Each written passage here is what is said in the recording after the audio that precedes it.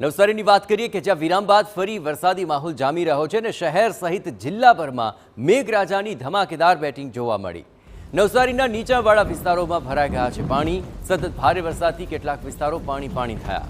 Dhanera point પર પાણી ભરાતા વાહન ચાલકોને હાલાકીનો સામનો કરવો પડ્યો હતો। આ દ્રશ્યો આપ જોઈ રહ્યા છો કે જ્યાં વરસાદને કારણે પાણી ભરાયા છે। રાજ્યમાં વરસાદની તીવ્રતા વધવાની હવામાન વિભાગે આગાહી કરી છે।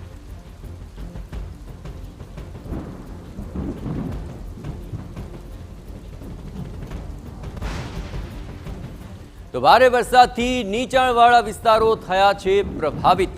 ધોધમાર વરસાદથી અનેક વિસ્તારોમાં જળભરાવની પરિસ્થિતિ જોવા મળી રહી છે। આ રેલવે સ્ટેશનના ગરનાળામાં પાણી ભરાયું તો લોકોને હાલાકીનો સામનો કરવો પડ્યો। પાણી ભરાતા વાહન ચાલકો સાથે સાથ રાહદારી પણ ત્યાં અટવાયા હતા। ઘૂંટણસમા પાણીમાંથી પસાર થવા માટે શહેરીજનો મજબૂર બની ગયા। રેલવે સ્ટેશનના જલાલપુરથી શહેરમાં આવતા લોકોને આ સમસ્યાનો સામનો કરવો પડ્યો। અને આપ જુઓ સર્વત્ર જળબંબાકારની પરિસ્થિતિ છે અને આ જળભરાવની પરિસ્થિતિની અંદર સ્થાનિકો હાલાકીનો સામનો કરી રહ્યા છે। તો આ રેલવે ગરનાળું કે જેની અંદર પાણી ભરાતા અહીં લોકો હાલાકી ભોગવી રહ્યા છે। નવસારીની તમામ પરિસ્થિતિઓ પર વધુ વિગતે વાત કરવા જોડાઈ રહ્યા છે TV9 સંવાદદાતા નિલેશ ગામિત। નિલેશ, આ રેલવે ગરનાળામાં પાણી ભરાતા લોકો હાલાકીનો સામનો કરી રહ્યા છે। ભારે વરસાદથી કયા એવા વિસ્તારો છે કે જ્યાં પાણી ભરાવાની સમસ્યા?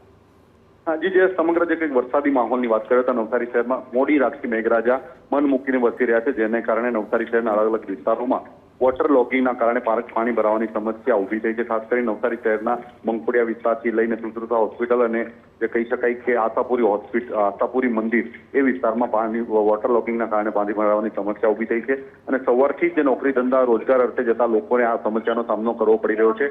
ખાસ કરીને રેલવે ગરનાળામાં પાણી ભરાવાના કારણે જે જલાલપુર વિસ્તારથી નવસારી શહેર તરફ રોજગારી અથવા કોઈ પણ ધંધાર્થે આવતા લોકોને ગરનાળું બંધ થતા ચક્રાઓ ખાઈને આવવા માટે જે કંઈક મજબૂર થયા છે। ખાસ કરીને હાલ વરસાદ વરસી રહ્યો છે। સમગ્ર નવસારી જિલ્લામાં સાર્વત્રિક વરસાદ નોંધાયો છે। મોડી રાતથી જે વરસાદ વરસી રહ્યો છે એને લઈને વરસાદી માહોલ જામ્યો છે અને સાથે જે કહી શકાય કે વોટર લોગિંગના કારણે લોકોએ સમસ્યા પણ વેઠવા માટે મજબૂર થવું પડ્યું છે।